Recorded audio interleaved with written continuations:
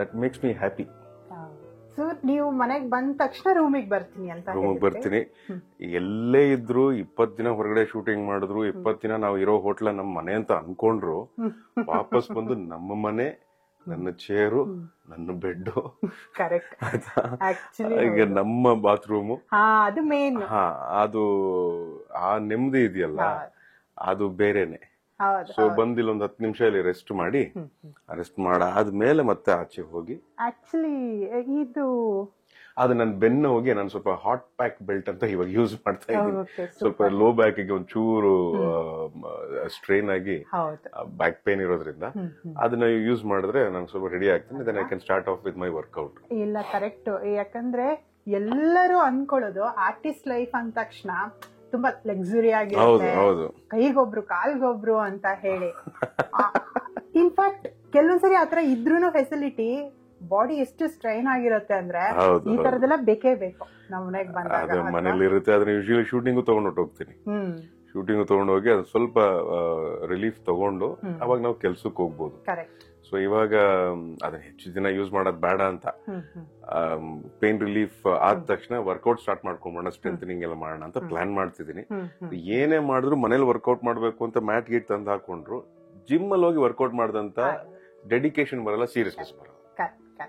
ಅದಕ್ಕೆ ಅದು ಸದ್ಯಕ್ಕೆ ನನ್ನ ಫ್ರೆಂಡ್, ಅದು ಸದ್ಯಕ್ಕೆ ಇವರ ಫ್ರೆಂಡ್ ಅದು.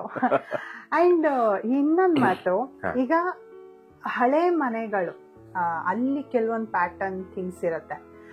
ಆ ಹಳೆ ಮನೆ ಒಂದು ಟ್ರೆಡಿಷನಲ್ ವೇ ಆಗಿರ್ಬೋದು. ಈಗಿನ ಮನೆಗೆ, ನಿಮ್ಮ ಮನೆಗೆ ಯಾವ್ದನ್ನ ಅಡಾಪ್ಟ್ ಮಾಡ್ಕೊಳಕ್ ಇಷ್ಟಪಡ್ತೀರಾ? ಯಾವ್ದು ಒಂದ್ ಥಿಂಗ್ ಅನ್ನ ನಿಮ್ ಮನೆಗೆ ತಗೊಂಡ್ಬರಕ್ ಇಷ್ಟಪಡ್ತೀರಾ? ನನಗೆ ತುಂಬಾ ಇಷ್ಟ ಈ ಏನ್ ಹೇಳ್ತಾರೆ, ಬಾತ್ರೂಮ್ ಅಲ್ಲೇನೆ ಈ ಗ್ರಾನೈಟ್ ಕಲ್ ಬರುತ್ತೆ ಗೊತ್ತಾ, ನನಗದು ಬಹಳ ಇಷ್ಟ. ನನಗೊಂದು ಆ ವಿಚಾರ ತರೋದಾದ್ರೆ, ಇನ್ನೊಂದು ಅಡ್ಗೆ ಮನೆಯಲ್ಲಿ ಈ ರುಬ್ಬ ಕಲ್ಲು ಅಂತ, ನಮ್ಮ ಅಮ್ಮಂಗೆ ಅದು ಬಹಳ ಬಹಳ ಇಷ್ಟ. ಆ ರುಬ್ಬ ಕಲ್ಲಲ್ಲಿ ಮಾಡಿದಾಗ ಬರುವಂತ ಈ ಇಂಗ್ರೀಡಿಯೆಂಟ್ಸ್ ಇದೆಯಲ್ಲ ಸಣ್ಣ ಪುಟ್ಟದ್ದು, ಅದು ಈ ಮಿಕ್ಸಿಲಿ ಏನ್ ಮಾಡಿದ್ರು ಬರಲ್ಲ. ಇನ್ನು ಉಳಿದ ಹಾಗೆ ಬೇರೆ ಯಾವ್ದನ್ನು ಅಳವಡಿಸ್ಕೊಳಕ್ ಆಗಲ್ಲ. ಯಾಕಂದ್ರೆ ಇವಾಗಿರೋ ಏನ್ ಹೇಳ್ತಾರೆ ಸಿಟಿ ಲೈಫ್ ಸ್ಟೈಲು, ನನಗೆ ಸ್ವಭಾವತಃ ನನಗೆ ಈ ತೊಟ್ಟಿ ಮನೆ ಅಂದ್ರೆ ಬಹಳ ಇಷ್ಟ. ತೊಟ್ಟಿ ಮನೆ ಬಹಳ ಇಷ್ಟ. ಒಂದು ಬಾಲ್ಕನಿ ಇರಬೇಕು, ಅದು ರೆಡ್ ಆಕ್ಸೈಡ್ ಇರಬೇಕು. ಎಕ್ಸಾಕ್ಟ್ಲಿ. ಇವಾಗೆಲ್ಲ ಇಲ್ಲೆಲ್ಲ ರೆಡ್ ಆಕ್ಸೈಡ್ ಮಾಡಕ್ ಆಗುತ್ತಾ? ಮಾಡಕ್ ಆಗಲ್ಲ. ಸೊ ಒಂದು ದೇವ್ರ ಮನೆ, ಒಂದು ಅಳತೆಗೆ ಒಂದು, ಯಾಕಂದ್ರೆ ನಮ್ಗೆ ಮುಂಚೆಯಿಂದ ನಮ್ಮ ಅಪ್ಪಾಜಿ ಹಂಗೆ ರೂಢಿ ಮಾಡ್ಕೊಂಡ್ ಬಂದಿದ್ದು, ದೇವ್ರಿಗೆ ಅಂತ ಮನೆ ಅಂದ್ರೆ ಅದು ದೇವ್ರ ಮನೆನೆ ಅನ್ನೋ ಅಂತ. ಇವಾಗ ಏನಾಗುತ್ತೆ, ದೇವ್ರಿಗೆ ಫೋಟೋ ಇಡಕ್ ಒಂದ್ ಜಾಗ ಅಂತ ಆಗುತ್ತೆ. ಸೊ ಮುಂದಕ್ಕೆ ಭಗವಂತ ಶಕ್ತಿ ಕೊಟ್ಟಾಗ ಒಂದ್ ಒಳ್ಳೆ ದೇವ್ರ ಮನೆ ಮಾಡಿ ಅಲ್ಲೇ ಧ್ಯಾನ ಗಿನ ಮಾಡೋದು. ಸೊ ಹಳೆ ಮನೆಯಿಂದ ತಗೊಂಡ್ ಬರೋದಂದ್ರೆ ಈ ಥಿಂಗ್ಸ್ ಆಕ್ಚುಲಿ ಹೌದು ಮೀನಿಂಗ್ಫುಲ್ ಇವೆಲ್ಲ. ಅಂಡ್ ರೂಮ್ ಅಲ್ಲಿ ನಿಂತಿರೋದ್ರಿಂದ ನನ್ಗೊಂದ್ ನೆನಪಾಗ್ತಿರೋದು, ಮೊದ್ಲೆಲ್ಲ ಮನೆ ತುಂಬಾ ಜನ ಇರ್ತಾ ಇದ್ರು ಅಲ್ವಾ? ಈಗ ಮನೆಯಲ್ಲಿ ರೂಮ್ಸ್ ತುಂಬಾ ಇರುತ್ತೆ, ಎಷ್ಟೊಂದು ರೂಮ್ಸ್ ಇರುತ್ತೆ, ಬಟ್ ಜನ ತುಂಬಾ ಕಡಿಮೆ. ನಾನು ಯಾಕೆ ನಿಮ್ಗೆ ಈ ಮಾತನ್ನ ಕೇಳ್ತಾ ಇದೀನಿ ಅಂದ್ರೆ, ನಿಮ್ದು ತುಂಬಾ ದೊಡ್ಡ ಫ್ಯಾಮಿಲಿ ಅಲ್ಲ ಸರ್, ಅಲ್ವಾ? ಸೊ ಆ ಒಂದು ಅಷ್ಟು ಜನರ ಮಧ್ಯೆ ಇದ್ದವ್ರು ನೀವು, ಯಾವ್ದಾದ್ರು ಒಂದು ಮೆಮೊರಿ? ತುಂಬಾ ಜನರು ಬಹಳ ಇದೆ ಅಲ್ಲಿ. ಇಡೀ ವರ್ಷ ಜನ ಇರ್ತಿದ್ರು. ಅಂದ್ರೆ ನಮ್ಮ ಕಸಿನ್ಸ್ ಆಗ್ಲಿ, ನಮ್ಮ ಚಿಕ್ಕಮ್ಮ, ನಮ್ಮ ಅತ್ತೆ, ಸೋದರತ್ತೆ ಯಾರು ಬರೋರು. ಶಿವಮೊಗ್ಗದಿಂದ ಬರ್ತಾ ಇದ್ರು, ನಮ್ಮೂರ್ ಸಾಲಿಗ್ರಾಮದಿಂದ ಬರೋರು, ಕೆಸ್ತೂರಿಂದ ಬರೋರು. ನಾವು ಅವ್ರನ್ನ ಸುಮ್ನೆ ಊರಲ್ಲಿ ಇರೋದ್ ಬಿಡ್ತಾನೆ ಇರ್ಲಿಲ್ಲ. ನಾವು ಫೋನ್ ಮಾಡಿ ಕರ್ಸ್ಕೊಂಡ್ಬಿಡ್ತಾ ಇದ್ವಿ. ನಮ್ ಕಸಿನ್ಸ್ ನೆಲ್ಲ ಕರ್ಸ್ಕೊಂಡ್ಬಿಡೋದು. ರೂಮ್ ಇತ್ತು, ಹಾಲ್ ಇತ್ತು, ಎಲ್ಲ ಸರಿ. ಆದ್ರೆ ನಾವು ಹೊರಗಡೆ ಹಾಲಲ್ಲೇ ಮಲ್ಕೋತಾ ಇದ್ವಿ. ಒಂದ್ ಚಾಪೆ ಗಿಪೆ ಹಾಕೊಂಡು ಹಾಲಲ್ಲಿ ಮಲ್ಕೊಂಡು ಅಲ್ಲೇ ಊಟ ಮಾಡ್ಕೊಂಡು, ರೂಮ್ ಅಂತ ಏನಕ್ಕಿತ್ತು, ಸ್ನಾನಾಗಿನ ಮಾಡ್ಕೊಂಡ್ ಬರಕ್ಕೆ. ಅದು ಒಂಥರ ಹೆಂಗೆ ಅಂದ್ರೆ ಈ ಜನರಲ್ ಟಾಯ್ಲೆಟ್ ತರ ಎಲ್ರು ಹೋಗೋದು, ಸ್ನಾನ ಮಾಡ್ಕೊಂಡ್ ಬರ್ತಾ ಇರೋದು. ಸಂಜೆ ಆದ್ರೆ ಹೊರಗಡೆ ಒಂದು ಜಾಗ ಇರ್ತಿತ್ತು, ಮೆಟ್ಲು ಎಂಟ್ರೆನ್ಸ್ ಹತ್ರ, ಅಲ್ಲೆಲ್ಲ ಕುತ್ಕೊಂಡ್ಬಿಡೋದು. ಅಲ್ಲೆಲ್ಲ ಕುತ್ಕೊಂಡು ಕಾಫಿ ಕುಡಿದು, ತಿಂಡಿ ತಿನ್ನೋದು, ಹರಟೆ ಹೊಡೆಯೋದು. ಅದೊಂಥರ, ಅದನ್ನ ವೈಭವ ಅಂದ್ರೆ ತಪ್ಪಾಗಲ್ಲ. ಆಕ್ಚುಲಿ ಗೋಲ್ಡನ್ ಪೀರಿಯಡ್ ಅದೆಲ್ಲ. ಇವಾಗೆಲ್ಲ ಆಲ್ ದೀಸ್ ಇಟ್ಸ್ ಬಿಕಮ್ ಯಾವ್ದೋ ಸೊಸೈಟಿಲಿ ಯಾವ್ದೋ ಒಂದು ಶೆಲ್ಫ್ ಅಲ್ಲಿ ಇದೀವಿ ನಾವು ಅಂತ ಆಗ್ಬಿಡುತ್ತೆ ಅಷ್ಟೇ. ನನಗೆ ಅಪಾರ್ಟ್ಮೆಂಟ್ ಸಿಸ್ಟಮ್ ತುಂಬಾ ಇಷ್ಟ ಆಕ್ಚುಲಿ. ಎಲ್ಲ ಒಂದೊಂದ್ ಟೈಮಿಗೆ ಅಪಾರ್ಟ್ಮೆಂಟ್ ತುಂಬಾ ಬೆಸ್ಟ್ ಅನ್ಸ್ತಾ ಇರುತ್ತೆ.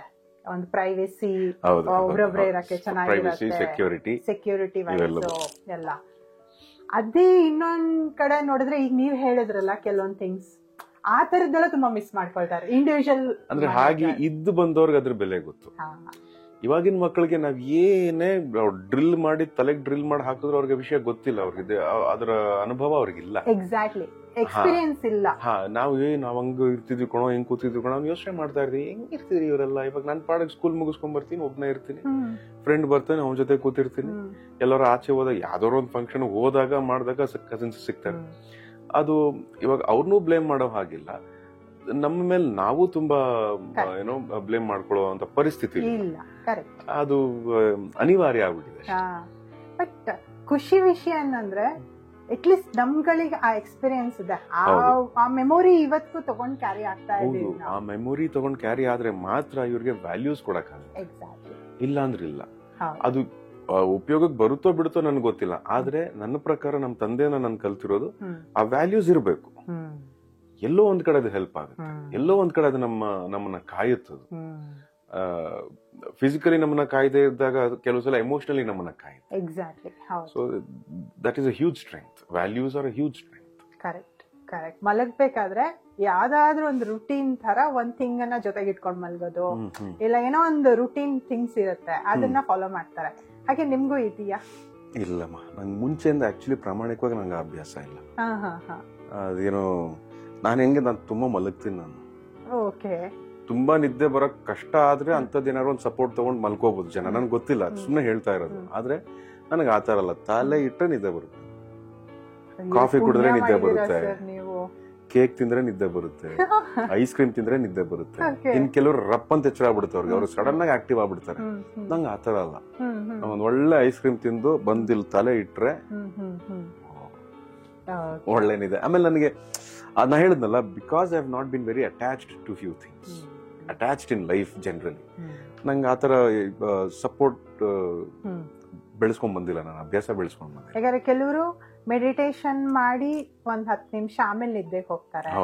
ಇನ್ ಕೆಲವರು ನನ್ ಕಸಿನ್ ಅಲ್ಲೇ ಒಬ್ರಿದ್ರು, ಅವ್ರ ತಂದೆದೊಂದ್ ಶಾಲ್ ಅದ್ ನೆನ್ಪಿಗೋಸ್ಕರ ಅದನ್ನ ಒಂದ್ ಇಷ್ಟೇ ತುಂಡು ಉಳಿದಿದೆ, ಅದು ನೆಕ್ಸ್ಟ್ ಈಗ ಅದನ್ನ ಸುಮ್ನೆ ದಿಂಬತ್ರ ಇಟ್ಕೊಂಡ್ ಮಲಗ್ತಾರೆ. ಇನ್ನೊಂದು ಎಮೋಷನ್. ಹೌದು, ಅದು ಯಾವ್ದೋ ಒಂದು ದಿಂಬ್ ಇರ್ಬೋದು, ಅಥವಾ ಬೇರೆ ಇನ್ನೇನೋ ಒಂದು ಕರ್ಚಿಫ್ ತರ ಇರ್ಬೋದು, ಬೇರೆ ಯಾವ್ದೋ ಒಂದು ಬುಕ್ ಇರ್ಬೋದು, ಅಂತದ್ ಏನಾದ್ರು ಒಂದ್ ತಲೆ ಕೆಳಗೆ ಇಟ್ಕೊಂಡು ಮಲ್ಕೊಳ್ಳೋ ಅಂತದ್ದು ಅದಿರುತ್ತೆ. ಆತರ ಎಲ್ಲ ಫ್ರೆಂಡ್ಸ್, ನಮ್ ಫ್ರೆಂಡ್ಸ್ ಅಲ್ಲೂ ಇದಾರೆ. ನಿಮ್ ಫೇವರೇಟ್ ಬುಕ್? ನಾನು ಓದೋದೇ ಇಲ್ಲ, I am not a reader. ನನ್ಗೆ ಎಷ್ಟು ಜನ ಬೈಕೋತಾರೋ ಗೊತ್ತಿಲ್ಲ, ಯಾರು ತುಂಬಾ ಪ್ರೀತಿಯಿಂದ ಬುಕ್ ಕೊಟ್ಟಿರ್ತಾರೆ, ಓದಿ ಬಹಳ ಚೆನ್ನಾಗಿರುತ್ತೆ ಬುಕ್ ಅಂತ, ನಾನು ಖಂಡಿತ ಓದ್ತೀನಿ ತಗೊಂಡಿರ್ತೀನಿ. ಆದ್ರೆ ಬುಕ್ ತೆಗೆದ್ರೆ ನಿದ್ದೆ ಬರುತ್ತೆ. ಎಷ್ಟು ಹೆಲ್ಪ್ ಮಾಡುತ್ತೆ ನೋಡಿ ಸರ್. ಇನ್ಫ್ಯಾಕ್ಟ್ ನಾನು ಸ್ಕ್ರಿಪ್ಟ್ ಸಿನಿಮಾ ಮಾಡೋದಕ್ಕಿಂತ ಮುಂಚೆ ಸರ್ ಸ್ಕ್ರಿಪ್ಟ್ ರೆಡಿ ಇದಾಗ ಕಳಿಸ್ಲಾ ಅಂತ ಕೇಳಿದಾಗ ಕಳಿಸ್ಬೇಡಿ, ದಯವಿಟ್ಟು ಸ್ಕ್ರಿಪ್ಟ್ ಕಳಿಸ್ಬೇಡಿ, ಯಾಕಂದ್ರೆ ಓದಲ್ಲ ನಾನು, ಓದಿದ್ರೆ ನಿದ್ದೆ ಬರುತ್ತೆ. ನನ್ಗೊಂದು ನರೇಷನ್ ಕೊಟ್ಬಿಡಿ ನೀವು. ನನ್ಗೆ ಯಾರು ಕೇಳಿದಾಗ ನನ್ಗೆ ಅದನ್ನ ವಿಜುವಲೈಸ್ ಮಾಡ್ಕೊಳಕ್ ಅನುಕೂಲ ಆಗುತ್ತೆ. ಇಡೀ ಸಿನಿಮಾ ನನ್ ಕಣ್ಣಿದ್ರೆ ಕಾಣ್ತಾ ಇರುತ್ತೆ. ಅದು ನನಗೆ ಬಹಳ ಹೆಲ್ಪ್ ಆಗುತ್ತೆ. ಇವನ್ ನನ್ಗೂನು ಅಷ್ಟೇ, ನಾನು ಡೈಲಾಗ್ಸ್ ಎಲ್ಲ ಪೇಜ್ ಗಟ್ಲೆ ಇರ್ಲಿ, ಅದು ನಂಗೆ ಅಸೋಸಿಯೇಟ್ ಡೈರೆಕ್ಟರ್ ಇಲ್ಲ ಅಸಿಸ್ಟೆಂಟ್ ಡೈರೆಕ್ಟರ್ ಬಂದು ಒಂದ್ಸರಿ ಹೇಳ್ಬಿಟ್ರೆ ತಲೆ ಒಂಥರ ಚಾಪು ನೀಟಾಗಿ ಕುತ್ಕೊಂಡ್ಬಿಡತ್ತೆ.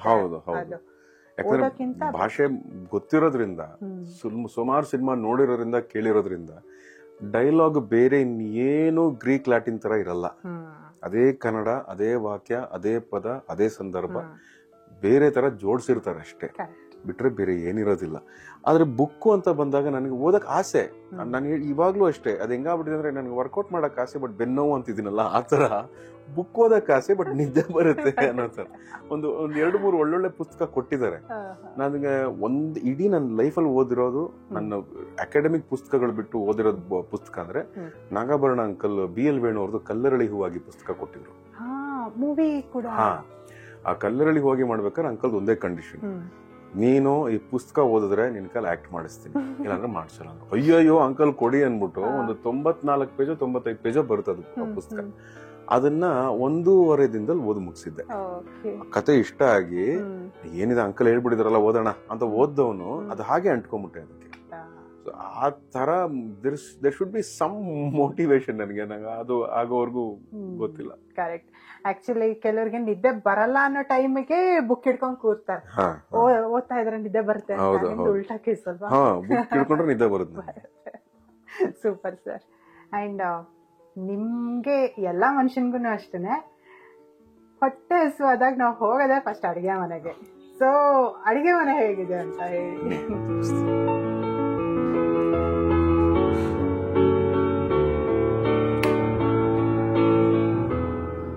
ನನ್ನ ಅಡಿಗೆ ಮೋಸ್ಟ್ಲಿ ಇಲ್ಲೇ, ಯಾಕಂದ್ರೆ ಅಕ್ಕ ಏನಾರ ಮಾಡ್ಕೊಟ್ಟಿರೋದನ್ನ ಬಿಸಿ ಮಾಡ್ಕೊಳಕ್ ಬರುತ್ತೆ ಅಷ್ಟೇ.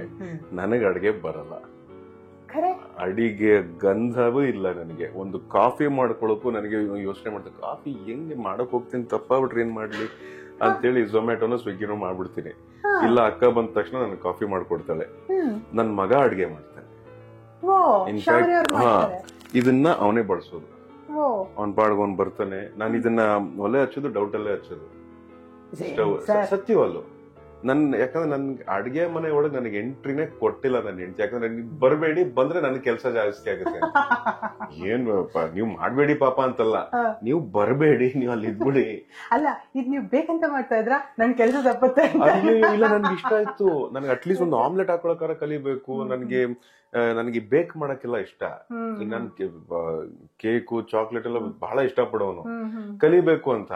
ಸೊ ಅದೆಲ್ಲ ಮಾಡ್ಕೊಂಡ್ ಕೂತ್ರೆ ಮತ್ತೆ ಕೆಲ್ಸ ನನಗ್ ಜಾಸ್ತಿ ಆಗುತ್ತೆ. ನೀವ್ ಅಪ್ಪ ಮಗ ಇಬ್ರು ಆಚೆ ಇರಿದ್ದು ಮಾಡ್ಕೊಟ್ಟಿರೋದ ಖಾಲಿ ಮಾಡಿ ಸಾಕು ಅನ್ನೋ.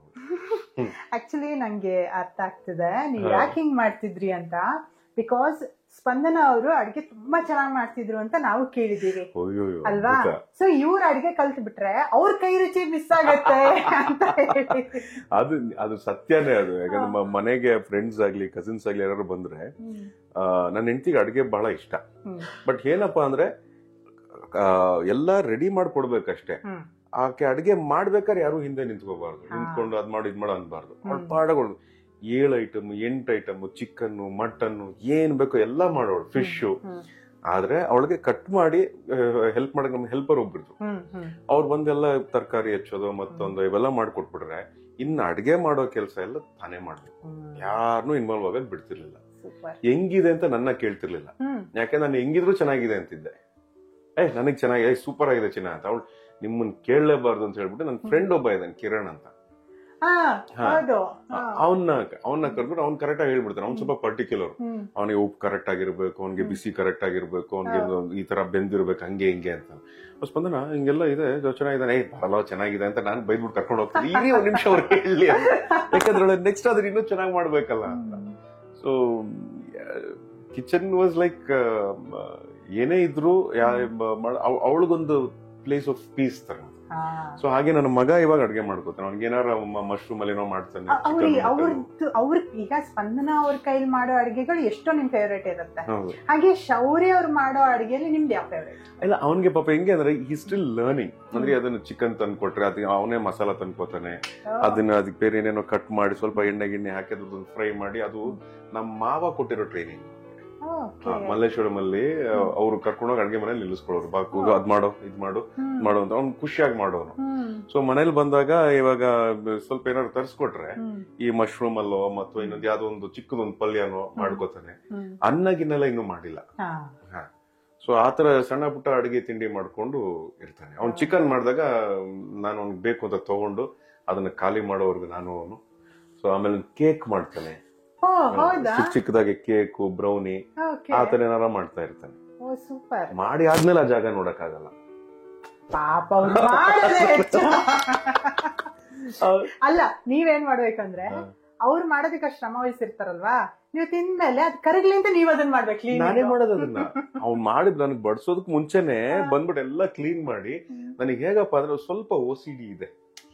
ಅಂದ್ರೆ ಕೆಲವು ವಸ್ತು ಅಲ್ಲಿ ಇಟ್ಟಿರ್ಬೇಕು, ಅದನ್ನ ವಾಪಸ್ ಇಟ್ಬಿಡ್ಬೇಕು, ಸ್ವಲ್ಪ ಕ್ಲೀನ್ ಮಾಡ್ಬೇಕು. ಯಾಕಂದ್ರೆ ಮತ್ತೆ ವಾಪಸ್ ಮನೆಗೆ ಬಂದಾಗ ಹಂಗ್ ನೋಡಕ್ ಒಂಥರ ಹಿಂಸೆ ಆಗುತ್ತೆ. ಆಕ್ಚುಲಿ ಗೊತ್ತಾಯ್ತು ನೀವು ಎಷ್ಟು ಅಂದ್ರೆ ಲೈಕ್ ಗೊತ್ತಾಗ್ತಿದೆ ಒಬ್ರು OCD ಅವ್ರು ಇರೋ ಮನೆ ಹೇಗಿರುತ್ತೆ ಅಂತ. ನೀಟಾಗಿ ಏನೇ ಹಾಕಿದ್ರು ನೀಟಾಗಿ ಹಾಕಿದೀರಾ ನೀವು, ಅದನ್ನ ಸುಮ್ನೆ ಹಿಂಗ್ ಬಿಸಾಕೇ ಇಲ್ಲ ಅದನ್ನ. ಸೊ ಆ ತರ ಇಷ್ಟ. ಸೊ ಎಲ್ಲ ಕ್ಲೀನ್ ಮಾಡ್ಕೊಂಡು ಒಂದೊಂದ್ಸಲ ಈಗ ಯಾರು ಪಾತ್ರೆ ತೊಳೆಯೋರು ಬರಲ್ಲ ಅಂದ್ರೆ ಅದ್ ನನ್ಗೊಂಥರ ಟೈಮ್ ಪಾಸ್. ಅದು ಒಂದ್ 10-15 ನಿಮಿಷ ಅಲ್ಲಿ ನಿಂತ್ಕೊಂಡು ಪಾತ್ರೆ ಗಿತ್ರೆ ತೊಳೆದ್ಬಿಟ್ಟು ಅದ್ ಎಲ್ಲಿ ಬೇಕೋ ಅಲ್ಲಿ ಇಟ್ಬಿಟ್ಟು ಆಮೇಲೆ ಹೋಗಿ ರೆಸ್ಟ್ ಮಾಡ್ತೀನಿ. ಸರ್ ಆಕ್ಚುಲಿ ನಂಗೆ ತಲೆಯಲ್ಲಿ ಇತ್ತು, ನಿಮ್ಗಳ ಮನೆಯಲ್ಲೂ ಕೂಡ ಡೈಲಿ ಅವಲಕ್ಕಿ ಉಪ್ಪಿಟ್ಟು ನಾರ್ಮಲ್ ಬ್ರೇಕ್ಫಾಸ್ಟ್ಗಳು ಎವ್ರಿ ಡೇ ಆಗತ್ತಾ? ನೀವು ಪಾತ್ರೆ ಇದೆಲ್ಲ ಮನೆ ಕ್ಲೀನಿಂಗ್ ಎಲ್ಲ ಮಾಡ್ತೀರಾ? ತಿಂಡಿ ಆಗುತ್ತೆ. ತಿಂಡಿ ಅಂದ್ರೆ ಈಗ ನಮ್ಮ ಅಕ್ಕನೇ ಮಾಡ್ಕೊಡೋದು. ಇವಾಗ ನಮ್ಮ ಅಕ್ಕ ಮಾಡ್ತಾಳೆ ಅಥವಾ ನಮ್ಮ ಅತ್ತೆ ಇಲ್ಲ ಹತ್ತಿರದಲ್ಲೇ ಇರೋದು. ಸೊ ಏನೇ ಅಡ್ಗೆ ಮಾಡಿದ್ರು ನಮ್ಗೆ ಮನೆ ಕಳಿಸ್ತಾರೆ, ಬಿಸಿ ಬಿಸಿಯಾಗಿ ಇರುತ್ತೆ, ಅಡ್ಗೆ ಮಾಡ್ತೀವಿ. ಭಾನುವಾರ ಒಂದಿನ ಬಿಟ್ಟು ತುಳಸಿ ಅಮ್ಮೆ ಅಂತ ಒಬ್ರು ಬರ್ತಾರೆ, ಅವ್ರು ಬಂದು ಪಾತ್ರೆ ತೊಳ್ಕೊಡೋದಾಗ್ಲಿ ಕ್ಲೀನ್ ಮಾಡೋದಾಗ್ಲಿ ಎಲ್ಲ ಮಾಡ್ಕೊಡ್ತಾರೆ. ಒಂದೊಂದ್ಸಲ ಏನಾದ್ರು ಸುಮ್ನೆ ಹಾಗೆ ಓಡಾಡ್ತಿದ್ರೆ ನೋಡ್ತಾ ಇದ್ರೆ ನನಗೆ ಅದು ಸುಮ್ನೆ ನೋಡ್ಕೊಂಡು ಕುತ್ಕೊಳಕ್ ಆಗಲ್ಲ. ಮತ್ ನಾನೇ ಅದನ್ನ ಕ್ಲೀನ್ ಮಾಡಿ ಒಳಗಡೆಯಿಂದ ಕ್ಲೀನ್ ಮಾಡು ಎಲ್ಲ ಇರೋದ್ ಬೇಡ ಅಂತ ಎಲ್ಲ ನೀಟಾಗಿ ಅದನ್ನ ಜೋಡಿಸ್ಬಿಟ್ಟು ನನ್ ಪಾಡಗ್ ಹೋಗಿ ನನ್ನ ಜಾಗ ಇದೆಯಲ್ಲ, ನನ್ನ ಸಾಮ್ರಾಜ್ಯ ಅಂತ ಅಲ್ಲಿ ಹೋಗಿ ಕುತ್ಕೊಂಡ್ಬಿಡೋದು. ಆಕ್ಚುಲಿ ಬಹಳ ಜನ ಅನ್ಕೊಳ್ಳೋದು OCD ಇದೆ ಅಂದ ತಕ್ಷಣ ಅದೇನೋ ದೊಡ್ಡ ಒಂಥರ ನೋಡ್ತಾರೆ ಕೆಲವರು. ಆಕ್ಚುಲಿ ಅಲ್ಲ, ಅದು ಪೀಸ್ ಆಫ್ ಮೈಂಡ್ ಒಂದ್ ಕಡೆಯಿಂದ. ಹೌದಾ? ನೀಟಾಗಿರ್ಬೇಕು. ಅಂಡ್ ಮನೆ ಎಷ್ಟು ಕ್ಲೀನ್ ಇರುತ್ತೋ ಅದು ಮಾನಸಿಕವಾಗಿಯೂ ಆಗಿರ್ಬೋದು. ಈಗ ಯಾರು ದೇವ್ರು ದಿಂಡ್ರು ಅಂತ ನಂಬಿರ್ತಾರಲ್ಲ ಆ ವೇಯಲ್ಲೂ ಆಗಿರ್ಬೋದು. ತುಂಬಾ ಒಳ್ಳೇದು ಪಾಸಿಟಿವ್ ವೈಬ್ ಅದು ಅಂತ. ಪಾಸಿಟಿವ್ ವೈಬ್ ಇಟ್ ಇಸ್ ಅದು ನೆಮ್ಮದಿ ಅಂತ ನಾನು ಕರಿತೀನಿ. ಏನಕ್ಕೆ ಅಂದ್ರೆ ಇವಾಗ ಎಲ್ಲಾ ಹರಡ್ಕೊಂಡಿತ್ತು ಅಂದ್ರೆ ಏನೋ ಒಂದು ಟೆನ್ಷನ್ ಇರುತ್ತೆ. ಆ ಟೆನ್ಷನ್ ಬಂದಾಗ ನೋಡಿದಾಗ ನಮ್ಗೆ ಅದು ಜಾಸ್ತಿ ಆಗ್ತಾ ಹೋಗುತ್ತೆ. ಅದನ್ನ ಸರಿ ಮಾಡ್ಬೇಕು ಅಂತ ಅನ್ಸಲ್ಲ. ಸೊ ಆಗಿರೋದನ್ನ ಅಲ್ಲೇ ಸರಿ ಮಾಡ್ಬಿಟ್ರೆ ಲೈಫಲ್ಲಿ ಏನೇ ಪ್ರಾಬ್ಲಮ್ ಆದ್ರೂ I will make sure that I will give it a solution. ನಾನು ಅದನ್ನ ಸರಿ ಮಾಡ್ತೀನಿ ಅನ್ನೋದೊಂದು ಮನಸ್ಥಿತಿ ಬರುತ್ತೆ. ಹಾಗೆ ನಾನು ಅನ್ಕೊಂಡಿರೋದು. ಸೊ ಅಂದ್ರೆ ತೀರಾ ಅದು ಅತಿಯಾದ OCD ಅಂತ ಇಲ್ಲ ನನಗೆ.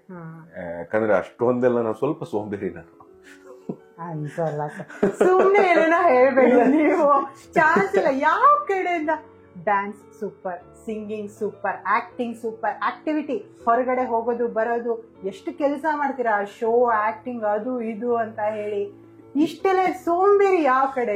ಇದೆಲ್ಲ ಆದ್ಮೇಲೆ ಏನಾಗುತ್ತೆ ಗೊತ್ತಾ, ಈಗ ನನಗೆ ಅಂತ ನಾನು ಗಮನ ಕೊಟ್ಕೋಬೇಕಲ್ಲ. ಈಗ ಅದೆಲ್ಲ ಹೊರಗಡೆ ಕೆಲಸ ಮಾಡೋದು ಅದೆಲ್ಲ ಸರಿ, ಆದ್ರೆ ನನಗೆ ಇವಾಗ ವರ್ಕೌಟ್ ಮಾಡ್ಬೇಕು. ಆ ವರ್ಕೌಟ್ ಮಾಡಿದಾಗ ಇಷ್ಟೆಲ್ಲ ಕೆಲಸ ಮಾಡಿ ಬಂದ್ಮೇಲೆ ತುಂಬಾ ಕೆಲಸ ಮಾಡಿದ್ದೀನಿ, ತುಂಬಾ ಸ್ಟ್ರೈನ್ ಆಗಿದೆ ಅಂತ ರೆಸ್ಟ್ ಮಾಡಿ ಮಾಡಿ ಮಾಡಿ ಈ ಬೆನ್ನು ನೋವು ಸ್ಟಾರ್ಟ್ ಆಗಿದೆ. ಎಲ್ಲರೂ ಕೆಲಸ ಮಾಡಿ ಬೆಂದು ತಗೊಳ್ರಿ, ರೆಸ್ಟ್ ಮಾಡಿ. ನಾನು ರೆಸ್ಟ್ ಮಾಡಿ ಮಾಡಿ ಬೆನ್ನು ನೋವು ಸ್ಟಾರ್ಟ್ ಆಗ್ಬಿಟ್ಟೆ. ಸೊ ಇನ್ನು ಆ ರೆಸ್ಟ್ ಬೇಡ, ಸಾಕುವ ಸೋಂಬೇರಿತನ ಅಂತ ಇವಾಗ ಮನಸ್ಸಿಗೆ ಬಂದಿದೆ. ಸೊ ಶುರು ಮಾಡಿ ಸರ್. ಬಟ್ ನಿಮ್ಮನ್ನ ನೋಡಿದ್ರೆ ನೀವು ರೆಸ್ಟ್ ಮಾಡಿದಿರಾ, ಒಂದು ವರ್ಕೌಟ್ ಇಂದ ಗ್ಯಾಪ್ ತಗೊಂಡಿದ್ದೀರಾ ಅಂತ ಅನ್ಸದೇ ಇಲ್ಲ. ಈವನ್ ಈಗ್ಲೂ ನೀವು ಡೈಲಿ ರುಟೀನ್ ಲೈಫ್ ಅಲ್ಲಿ ಇದೆ ಜಿಮ್ಮು ಅನ್ನೋ ತರನೇ ಇದೆ ಫಿಸಿಕ್. ಇಲ್ಲ, ಅದು ಒಳಗಡೆ ಗೊತ್ತಲ್ಲ ನನಗೆ ಸತ್ಯ. ಅದು ಏನಕ್ಕೆ ಈ ತರ ಲೂಸ್ ಶರ್ಟ್ ಗಳು ಹಾಕೊಳ್ಳೋದು, ಏನಕ್ಕೆ ಲೂಸ್ ಪ್ಯಾಂಟ್ ಗಳು ಹಾಕೊಳ್ಳೋದು, ನಾನು ಸೇವೆ. ಅದನ್ನ ನಮ್ಗೆ ಒಂಥರ ಸಮಾಧಾನ. ಆವಾಗೆಲ್ಲೋ ಒಳಗಡೆ ಕೊರಿತಾ ಇರುತ್ತೆ. ಈ ಹಳೆ ಪ್ಯಾಂಟು ಹಳೆ ಶರ್ಟ್ ಅಲ್ಲಿ ಕಬಡಲ್ಲಿ ಇಟ್ಟಿದ್ದೀನಿ, ಇದು ನಾನು ತೂಕ ಇಳಿಸಿದ್ಮೇಲೆ ಹಾಕೋಬೇಕು, ಅಲ್ಲಿವರೆಗೂ ಹೊಸ ಬಟ್ಟೆ ತಗೋಕೂಡ್ದು ಅಂತ. ಸೊ ಅದೊಂದು ಹಠ. ಆಕ್ಚುಲಿ ಹೌದು, ಮೊನ್ನೆ ನಾನು ಶಾಪಿಂಗ್ ಮಾಡೋಣ ಆಪ್ ಅಲ್ಲಿ ಅಂತ ತೆಗ್ದಾಗ ಹಂಗೆ ಮಾಡ್ಕೊಂಡೆ. ನೋಡಿದ್ರೆ ಎಲ್ಲ ಸೈಜ್ ಬರುತ್ತಲ್ಲ, ಸೈಜ್ ಅಲ್ಲಿ ನೋಡ್ಬಿಟ್ಟು ಬೇಡ ಇಷ್ಟು ಕಮ್ಮಿ ಆದಾಗ ತಗೊಳ್ಳೋಣ. ನಾನಿನ್ನ ಎಮ್ಮೆ ತಗೋಬೇಕು, ಯಾವ್ದೇ ಕಾರಣಕ್ಕೂ ಎಲ್ಲೂ ಹೋಗಬಾರ್ದು ಅಂತ ಡಿಸೈಡ್ ಮಾಡಿದೀನಿ. ಸೊ ನೋಡೋಣ. ಅಂಡ್ ಈಗ ನಿಮ್ ಬ್ರದರ್ ಮುರಳಿ ಸರ್ ಆಗಿರ್ಬೋದು, ನೀವು ಎಲ್ಲ ಫಸ್ಟ್ ಟೈಮ್ ಒಂದು ಕುಕ್ ಮಾಡಿರ್ತೀರ ಗೊತ್ತಾ, ಇಬ್ರು ಸೇರ್ಬಿಟ್ಟು ಯಾವ್ದೋ ಒಂದು ಅಡಿಗೆ ಟ್ರೈ ಮಾಡಿರೋದು, ಅದು ಯಾವ ಅಡಿಗೆ ಇರ್ಬೋದು? ಅಮ್ಮ, ನಾವು ಅಡಿಗೆನೆ ಮಾಡಿಲ್ಲ ಯಾವ ಬ್ಯಾಚುಲರ್ ಇದ್ದಾಗ ನಮ್ಮಮ್ಮ ಇದ್ರು ಚೆನ್ನಾಗಿ ಅಡಿಗೆ ಮಾಡಿ ಚೆನ್ನಾಗಿ ಹೊಟ್ಟೆ ತುಂಬಾ ಹಾಕೋರು. ಆಮೇಲೆ ಈ ನಾವು ಅಡಿಗೆ ಅಂತ ಯಾವಾಗ ಸಹಾಯ ಮಾಡೋದು ಅಂದ್ರೆ ಈ ಪಕ್ಷದ ಪೂಜೆ ಬರುತ್ತೆ ಗೊತ್ತಾ, ಅವಾಗ ಎಲ್ಲ ಸೇರಿಸ್ಬಿಡ್ತಿದೀವಿ ಮನೇಲಿ. ಎಲ್ರು ಸೇರಿದಾಗ ನಮ್ಮ ಖುಷಿಗೆ ಹೋಗಿ ಒಂದು ಚಕ್ಲಿದೊಂದು ಶೇಪ್ ಹಾಕೋದು, ಆಮೇಲೆ ಖರ್ಜೂರನ ಕ್ಲೋಸ್ ಮಾಡಿ ಅದನ್ನ ತೆಗಿಯೋದು, ಆಮೇಲೆ ಈ ಒಬ್ಬಟ್ಟಿಗೆ ಚೆನ್ನಾಗಿ ಹೂರ್ಣ ತಟ್ಟಿ ಕೊಡೋದು, ಅದೇ ಅಡಿಗೆ ನಾವು ಅಡಿಗೆ ಇಲ್ಲ. ಆಕ್ಚುಲಿ ನಮ್ಮ ಕಸಿನ್ ಪ್ರಕಾಶ್ ಅಣ್ಣ ಇದ್ರಲ್ಲ, ನಮ್ಮ ಖುಷಿ ಡೈರೆಕ್ಟರ್ ಪ್ರಕಾಶ್, ಅವ್ರ ಮನೇಲಿ ಹೋದಾಗ ಅವ್ರ ಜೊತೆ ನಾನು ಒಂದ್ಸಲ ಸ್ಪ್ಯಾನಿಷ್ ಆಮ್ಲೆಟ್ ಅಂತ ಮಾಡಿದ್ರು ಅವರು. ಅದನ್ನೊಂದು ಕಲ್ತಿದ್ದೆ ಅವ್ರ ಹತ್ರ. ಸ್ಪ್ಯಾನಿಷ್ ಆಮ್ಲೆಟ್ ಅಂದ್ರೆ ಒಂದು 7-8 ಮೊಟ್ಟೆಯನ್ನ ಚೆನ್ನಾಗಿ ಬೀಟ್ ಮಾಡಿ, ಟೊಮ್ಯಾಟೊ ಇದು ಪೊಟ್ಯಾಟೊ ಆಲೂಗಡ್ಡೆ ತಗೊಂಡು ಅದನ್ನ ನೀಟಾಗಿ ಫ್ರೆಂಚ್ ಫ್ರೈಸ್ ತರ ಸಣ್ಣ ಸಣ್ಣ ತುಂಡು ಮಾಡಿ, ಒಂದ್ ಸ್ವಲ್ಪ ಮೆಣಸಿನ್ಕಾಯಿ, ಒಂದ್ ಸ್ವಲ್ಪ ಉಪ್ಪು, ಅದನ್ನೆಲ್ಲ ಹಾಕಿ ಮಿಕ್ಸ್ ಮಾಡಿ ಒಟ್ಟಿಗೆ ಒಂದ್ ದೊಡ್ಡ ಪ್ಯಾನಲ್ಲಿ ಅದನ್ನ ಸುರಿದ್ಬಿಟ್ಟು ಅದನ್ನ ನೀಟಾಗಿ ತೆಗೆದು ಉಲ್ಟಾ ಮಾಡ್ಬೇಕು. ಅದನ್ನ ಕಲ್ತಿದ್ವಿ ಅಷ್ಟೇ. ಇವಾಗ ಅದು ಯಾವ ಕಡೆ ಯಾವ ದಿಕ್ಕಿಗೆ ಏನ್ ಮಾಡ್ಬೇಕನ್ನ ಎಲ್ಲ ಮರ್ತು ಹೋಗ್ಬಿಟ್ಟಿದೆ. ಬಟ್ ಸ್ಟಾರ್ಟ್ ಮಾಡ್ಬೇಕು. ನೀವು ಆದಷ್ಟು ಬೇಗ ಮಾಡಿ, ಇನ್ನೊಂದ್ಸರಿ ನಾವು ಬರ್ತೀವಿ. ಒಳ್ಳೆ ಲಂಚ್ ಆರ್ ಡಿನ್ನರ್ ಒಂದು ಕಾನ್ಸೆಪ್ಟ್ ಅಲ್ಲಿ ಮಾಡಿ. ಅದು ನನಗೆ ಆಸೆ. ಅದು ನೀಟಾಗಿ ಒಂದ್ ಒಳ್ಳೆ ಬಿರಿಯಾನಿ ಮಾಡ್ಬೇಕು ಅಂತ ಆಸೆ ಇದೆ. ಒಂದು ವೆಜ್ಜಾ? ನೀವು ಬಿರಿಯಾನಿ ಅಂದ್ರೆ ಮುಗೀತು. ವಿನಯ್ ಅವ್ರು ಫಸ್ಟ್ ಇಲ್ಲಿ ಇರ್ತಾರೆ. ಸೂಪರ್. ಹಂಗಾರೆ ಅವ್ರಿಗೆ ಬಿರಿಯಾನಿ ಅಂದ್ರೆ ಎಷ್ಟು ಇಷ್ಟ ಗೊತ್ತಾ?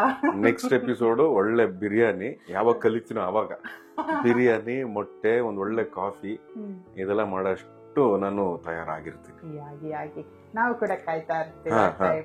ಈಗ ನಿಮ್ ಮನೆಗೆ Rajkumar sir, Appu sir, relatives ಎಲ್ಲ ಬರ್ತಿರ್ತಾರಲ್ಲ. ಸೊ ಇವರಿಬ್ರು ನಿಮ್ ಮನೆಗ್ ಬಂದಾಗ ಒಂದ್ ಅಡಿಗೆ ಇದು ಬೇಕೇ ಬೇಕು ನನ್ಗೆ ಅಂತ ಮಾಡಿ ಊಟ ಮಾಡಿರೋಂಥದ್ದು? ನಮ್ ದೊಡ್ಡಮ್ಮ ನಮ್ ತಾಯಿ ಕೈಲಿ ಕೋಳಿ ಸಾರು ಮಾಡಿಸ್ಕೊಂಡು ಬಹಳ ಆಸೆ. ಬರಕ್ ಮುಂಚೆ ಹೇಳ್ಬಿಡೋರಂತೆ, ಜೈನ್ಗೆ ಕೋಳಿ ಸಾರು ಮಾಡಕ್ ಹೇಳೋದು, ಬಹಳ ಚೆನ್ನಾಗಿ ಮಾಡ್ತಾಳೆ ಅಂತ ಹೇಳೋರಂತೆ. ಆಮೇಲೆ ನಮ್ಮ ಅಜ್ಜಿ ತಲೆ ಮಾಂಸ ಮಾಡೋದು ಅವ್ರಿಗೆ ಬಹಳ ಇಷ್ಟ. ಸೊ ನಮ್ಮ ಅಜ್ಜಿನೇ ಮಾಡ್ಬೇಕದನ್ನ. ರೀಸೆಂಟ್ ಆಗಿ ಅಂದ್ರೆ ನಾನು ಟಾಕಿಂಗ್ ಅಬೌಟ್ 2004-2005 ಶೇಷಾದ್ರಿಪುರಂ ಒಂದ್ ಕಡೆ ಇದ್ದಾಗ ಒಂದಿನ ಅವ್ರಿಗೆ ಅದೇನ್ ಅನ್ಸ್ತಾ ಅವರೇ ಫೋನ್ ಮಾಡಿ ನಮ್ ತಾಯಿಗೆ ನಮ್ಮ ಅಜ್ಜಿಗೆ ಹೇಳಿ ತರ ಬರ್ತಿದ್ದೆ, ನನ್ಗೆ ಊಟ ಬೇಕು ಅಂತ ಹೇಳಿ ಮನೆಗ್ ಬಂದು ಊಟ ಮಾಡಿ ಒಂದ್ ಒಳ್ಳೆ ನಿದ್ದೆ ಹೊಡೆದು ಮಧ್ಯಾಹ್ನ, ಆಮೇಲೆ ಸಾಯಂಕಾಲ ಮನೆಗೆ ಹೋದ್ರು. ಇಲ್ಲ ಆಮೇಲೆ ಅಪ್ಪು ಅವ್ರಿಗೆ ನನ್ನ ಹೆಂಡತಿ ಮಾಡೋ ಪ್ರಾನ್ಸ್, ಅಂಜಲ್ ಫ್ರೈ, ಮಟನ್ ಇದೆಲ್ಲ ಕೇಳಿ ಮಾಡಿಸ್ಕೊಂಡ್ ಬಂದು ತಿನ್ನೋರು. ಮನೇಲಿ ಪಾರ್ಟಿ ಎಲ್ಲ ಮಾಡ್ತಾರೆ. ಅಂಡ್ ನೀವು ಶೂಟಿಂಗ್ ಔಟ್ಡೋರ್ ಹೋಗಿರ್ತೀರಲ್ಲ, ಮನೆಗ್ ಬಂದ ಕೂಡಲೇ ಸ್ಪಂದನ ಅವ್ರಿಗೆ ಇದು ಫಸ್ಟ್ ಈ ಅಡಿಗೆ ಮಾಡಿ ನಂಗೆ ಅಂತ, ಯಾಕಂದ್ರೆ ತುಂಬಾ ಮಿಸ್ ಮಾಡ್ತಾ ಇರ್ತಾರೆ ಆ ಥರದ್ದು ಯಾವ ಅಡಿಗೆ? ನನಗೆ ಹೆಂಗಾಗ್ಬಿಟ್ಟಿದೆ ಅಂದ್ರೆ ನೀನ್ ಏನ್ ಮಾಡಿದ್ರು ತಿಂತೀನಿ ಅನ್ನೋ ತರ ಆಗ್ಬಿಟ್ಟಿತ್ತು. ನಾನು ಕೇಳಿ ಮಾಡಿಸ್ಕೊತಾ ಇದ್ದಿದ್ದು 2 ಐಟಮ್. ಒಂದು ನಮ್ಮ ಊರಲ್ಲಿ ನಮ್ ದೊಡ್ಡಮ್ಮ ಈ ಮೆಣಸಿನಕಾಯಿ ಪಲ್ಯ ಅಂತ ಮಾಡೋರು. ಮೆಣಸಿನಕಾಯಿ ಪಲ್ಯ ಅಂತ. ಅದು ನನ್ನ ಹೆಂಡತಿ, ನಮ್ ತಾಯಿ ಬಿಟ್ರೆ ನನ್ನ ಹೆಂಡತಿ ಮಾತ್ರ ಅದನ್ನ ಪರ್ಫೆಕ್ಟ್ ಆಗಿ ಮಾಡ್ತಾ ಇದ್ರು. ಅದು ನಮ್ ದೊಡ್ಡಮ್ಮನ ಕೆಲ ರೆಸಿಪಿ ತಗೊಂಡು ಅದನ್ನ ಮಾಡ್ಬಿಟ್ಟು ಬಹಳ ಅದ್ಭುತವಾಗಿ ಮಾಡೋರು. ಅದನ್ನ ಮಾಡು ಅಂದಾಗ ಅವಳಿಗೆ ಇರಿಪ್ಪ ಮಾಡ್ತೀನಿ ಬೇಕು ಅಂತ. ಆಮೇಲೆ ನಾನು ಕಾಟ ಕೊಟ್ಟು ಅವಳಿಗೆ ಮೆಣಸಿನಕಾಯಿ ಪಲ್ಯ ಮಾಡಿಸ್ಕೊಡೋದು. ಅದು ಬಿಟ್ರೆ ನಟೆಲಾ ಹಲ್ವಾ ಅಂತ ಒಂದ್ ಮಾಡ್ತಾರೆ. ಇಟ್ ಇಸ್ ವೆರಿ, ನೋಡೋದು ಬಹಳ ಸಿಂಪಲ್ ಪ್ರಾಸೆಸ್ ಅದು. ಆದ್ರೆ ಅದನ್ನ ಮಾಡೋ ಒಂದು ಸ್ಟ್ರೈನ್ ಇದೆಯಲ್ಲ, ಅಯ್ಯೋ ನನಗೆ ಅಷ್ಟು ಸ್ಟ್ರೈನ್ ಇದೆ ಅಂತ ಗೊತ್ತಿರ್ಲಿಲ್ಲ. ಏನ್ ನಟೆಲಾ ಹಲ್ವಾ ತಾನೆ ಚೆನ್ನಾಗಿ ಮಾಡ್ಕೊಡು ಅಂತ ಕೇಳ್ತಿದ್ದೆ. ಅದೆಲ್ಲ ತುಂಬಾ ಕೆಲಸ ಆಗುತ್ತೆ, ಸ್ಟ್ರೈನ್ ಆಗುತ್ತೆ ಅಂತ. ಅದನ್ನ ಬೀಟಿಂಗ್ ಥಿಂಗ್, ಅದು ತುಂಬಾ ಸ್ಟ್ರೈನ್ ಆಗುತ್ತೆ, ನಂಗೆ ಗೊತ್ತಿರ್ಲಿಲ್ಲ ಅದು. ಬಟ್ ನೀವು ನಂಬಲ್ಲ, ಪ್ರತಿ ಸಲ ಅವಳು ನಟೆಲ್ಲ ಹಲ್ವಾ ಮಾಡಿದಾಗ ನಿಜವಾಗ್ಲೂ ಜಗಳ ಆಗೋದು ನನಗೆ ನನ್ನ ಮಗನಿಗೆ. ಕಮ್ಮಿ ಅಂತಲ್ಲ, ಅವನ್ ಪೋರ್ಷನ್ ನಾನ್ ತಿಂದ್ಬಿಡ್ತಿದ್ದೆ ಅಂತ, ಇಲ್ಲ ನನ್ ಪೋರ್ಷನ್ ಅವನ್ ತಿಂದ್ಬಿಡೋನು ಅಂತ. ಅವಳು ಒಂದ್ ಸ್ಪೂನ್ 2 ಸ್ಪೂನ್ ಅಷ್ಟೇ, ನಾ ಬಿಡ್ತಾನೆ ಇರ್ಲಿಲ್ಲ, ಬಚ್ಚಿಟ್ಬಿಡುವೆ ಅದನ್ನ ನಾನೆಲ್ಲಾರು. ನನ್ ಇವಾಗ್ಲೂ ಬೇಸರ ಅಂತ ತುಂಬಾ ದುಃಖ ಅಂತ ಆಗೋದು, ಆ ನಟೆಲ್ಲ ಹಲ್ವಾ ನೆನ್ಸ್ಕೊಂಡಾಗ ಬಹಳ ದುಃಖ ಆಗುತ್ತೆ. ಯಾರಿಗೂ ಬರಲ್ಲ, ಯಾರಿಗೂ ಬರಲ್ಲ. ಸೀರಿಯಸ್ಲಿ ಇನ್ಯಾರಿಗೂ.